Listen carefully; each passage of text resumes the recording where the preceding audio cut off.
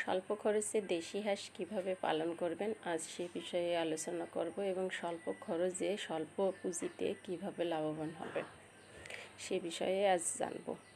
আসসালামু আলাইকুম, কেমন আছেন সবাই? আশা করি আল্লাহ তাআলার অশেষ রহমতে সবাই ভালো আছেন, সুস্থ আছেন। আলহামদুলিল্লাহ, আমিও ভালো আছি, সুস্থ আছি। কাছে দূরে, দেশ বা দেশের বাইরে যে যেখানে বসে প্রতিনিয়ত কৃষি খামার ও প্রাকৃতিক দৃশ্য চ্যানেলের ভিডিওগুলো দেখে থাকেন তাদের সবাইকে জানাই আন্তরিক শুভেচ্ছা। কিছু ভাইয়া ও আপুরা আছেন যারা আমার চ্যানেলের ভিডিওগুলো প্রতিনিয়ত দেখে থাকেন কিন্তু এখনও সাবস্ক্রাইব করেননি। সে সকল ভাইয়া আপুদের জন্য রইল ধন্যবাদ। যদি আপনাদের ভালো লেগে থাকে তাহলে অবশ্যই সাবস্ক্রাইব করবেন, আর যদি না লাগে তাহলে তো সাবস্ক্রাইবের প্রয়োজন নেই। তো দেশি হাঁস আসলে আমরা সবাই জানি যে দেশি হাঁস পালন অনেকটা খরচ বেশি।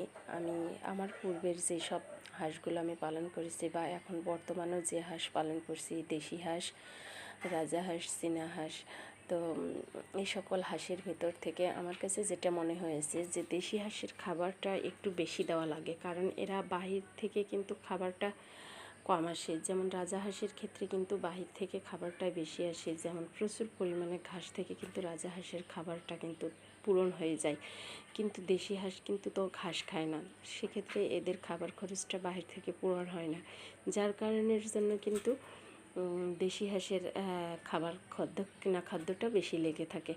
তো কিছু কিছু সময় আছে, কিছু কিছু কৌশল অবলম্বন করলে কিন্তু অবশ্যই কিন্তু কম খরচে পালন করা সম্ভব হয় দেশি হাঁস। তো সেই বিষয়গুলোই আজ জানবো। যারা রাজাহাঁস দেশি হাঁসের খামার করতে চাচ্ছেন বা যারা শখের বসে পালন করছেন, আজ ভিডিওটা সকলের উদ্দেশ্যে। যারা দেশি হাঁসের খামার করতে যাচ্ছেন তারা এখন আমি বলবো এই বর্ষাতে হাঁস পালন করার এক সুবর্ণ সুযোগ, কারণ এই বর্ষার সময়ে যে পানিটা জমাট হয় পুকুরে, গর্তে বা বাড়ির আঙিনাতে বা আপনার ধানের জমিতে যে পানি থাকে, মানে যাদের নদী নালা নাই তাদের ক্ষেত্রে বলছি, যাদের নদী নালা নাই তো তারা চাইলে কিন্তু এই বর্ষার সময়ে কিন্তু হাঁস পালন করতে পারেন, কারণ বর্ষার সময়ে কিন্তু দেশি হাঁস পালন করা আমি মনে করি অনেকটা লাভজনক। কারণ এই বর্ষার সময়ে যদি আপনারা দেশি হাঁসের বাচ্চাগুলো নিয়ে যদি পালন করেন তাহলে কিন্তু কম খরচে পালন করতে পারবেন, কারণ বর্ষার এই পানিতে কিন্তু এই যে দেখতে পাচ্ছেন যে পানি জমাট বেঁধেছে, এর মধ্যে কিন্তু প্রচুর পরিমাণে গুড়ি গুড়ি শামুক এবং পোকামাকড়, এই শামুকগুলা থেকে কিন্তু হাঁস কিন্তু দ্রুত আপনার চর্বি আসে, দ্রুত বাড়ে, বৃদ্ধি হয়, এবং আপনার এই হাঁসের কিন্তু আপনার ডিম বা মাংস দুটো উৎপাদনের জন্যই কিন্তু আপনার শীত মানে বর্ষার পরেই তো আপনার শীত আসার সময় হয়ে আসে। তো এই শীতে কিন্তু অল্প দিনে পালন করলে কিন্তু আপনার শীত এসে যায়, যার কারণের জন্য কিন্তু আপনার পালনটা শর্ট টাইমের মধ্যে লাভটা বেশি চলে আসে এই কারণের জন্য দেশি হাঁস কিন্তু খাবারের জন্য হোক বা ডিম উৎপাদনের জন্য হোক শীতেই বেস্ট, কারণ শীতে কিন্তু যে কোনো হাঁসের মাংসের চাহিদা হয় বেশি, দামও থাকে বেশি, এবং এরা ডিমটাও কিন্তু শীত সিজনে বেশি পেড়ে থাকে।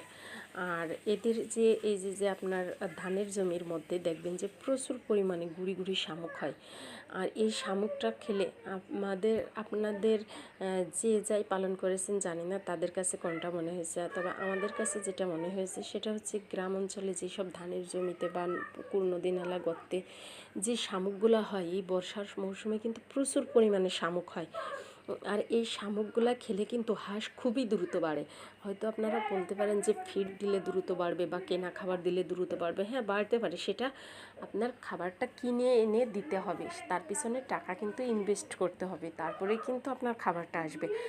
আর ফ্রিতে যেটা হাঁস দ্বিগুণ মানে বাড়বে, এমনি সময়ে যতটা বাড়ে তার থেকে ফ্রিতে দ্বিগুণ বাড়বে, সেটা হচ্ছে আপনার শামুকে যে হাঁস এত পরিমাণে বাড়ে তা বলে বোঝানোর মতো না। আর এই যে দেখতে পাচ্ছেন কীভাবে ওর মধ্যে যে গুড়ি গুড়ি শামুক হয়েছে সেগুলো কিন্তু হাঁসে এই যে খেয়ে বেড়াচ্ছে, সেটা আপনারা দেখতে পাচ্ছেন। তো এই শামুকে যে হাঁসে এত পরিমাণে ওজন বৃদ্ধি করে বাড়ে দ্রুত বলে বোঝানো যাবে না। একবার পালন করে দেখতে পারেন শামুক দিয়ে, সেক্ষেত্রে আপনার হাঁস বাড়ে কি না। যদি না বাড়ে তখন আমাকে কমেন্টে জানাবেন, আর যদি বাড়ে তখনও জানাবেন যে না হ্যাঁ আপু আপনার কথা মতো এই বর্ষায় হাঁস পালন করে আমার হাঁস দ্বিগুণ আকারে বাড়ছে। এটা আমাকে তখন কমেন্টে জানাবেন। কারণ এই যে বর্ষার সময় কিন্তু যেখানেই একটু পানি জমাট বাঁধে সেখানেই কিন্তু শামুক হয়, আর এই শামুক থেকে কিন্তু এদের খাবারটা কিন্তু তৈরি হয়। আর এই যে দেখতেও পাচ্ছেন সেটার প্রমাণ স্বচক্ষে যে এরা পানির মধ্যে খেয়ে বেড়াচ্ছে, আর এর মধ্যে কিন্তু প্রচুর গুড়ি গুড়ি শামুক। এছাড়াও যাদের ধানের জমি বাড়ির আঙিনাতে আছে, এই ধানের জমির মধ্যে কিন্তু ছোট্ট ছোট্ট খেয়াল করে দেখবেন যে গুড়ি গুড়ি শামুক হয়। এই শামুকটাও কিন্তু এদের খাদ্য উপযোগী। এর থেকে কিন্তু আপনার হাঁস কিন্তু দ্রুত বৃদ্ধি আসে।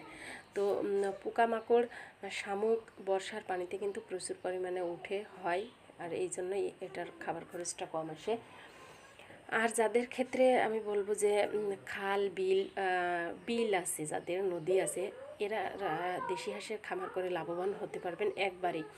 কারণ দেশি হাঁসের জন্য কিন্তু প্রচুর পরিমাণে পানির প্রয়োজন হয়, এবং খাবার খরচটা কমাতে চাইলে কিন্তু অবশ্যই নদী নালা খাল বিল থাকতে হবে, তাহলে সেক্ষেত্রে দেশি হাঁসের খামার করে লাভবান হবেন। আর না হলে আমার ধারণা থেকে যতটুকু মনে হয় যদি নদী নালা বিল বাওর না থাকে তাহলে সেক্ষেত্রে কিন্তু দেশি হাঁসের খামার করলে আপনি লসের সম্মুখীন হবেন।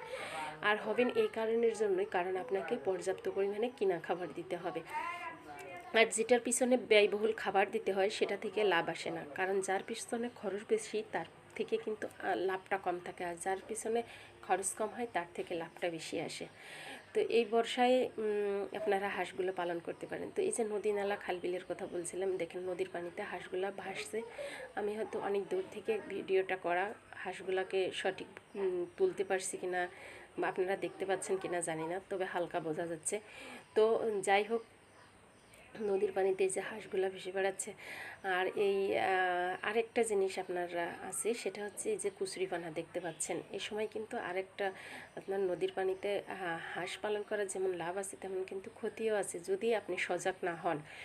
কারণ এই কুচুরিপানাতে কিন্তু হাঁস আপনার উঠে এই কুচুরিপানার উপর বসে থাকে, আর এই কুচুরিপানা ভাসতে ভাসতে স্রোতে চলে যায়। ওরা কিন্তু বুঝতে পারে না, ওরা ভাবে যে আমরা হয়তো বা বসেই আছি উপরে কোনো স্থানে, ভালো কোনো স্থানে বসে আছি, কিন্তু ওটা যে ভেসে চলে যায়, ওরাও যে ভাসতে ভাসতে চলে যায় এক জায়গা থেকে অন্য জায়গায়, এটা কিন্তু ওরা বুঝতে পারে না।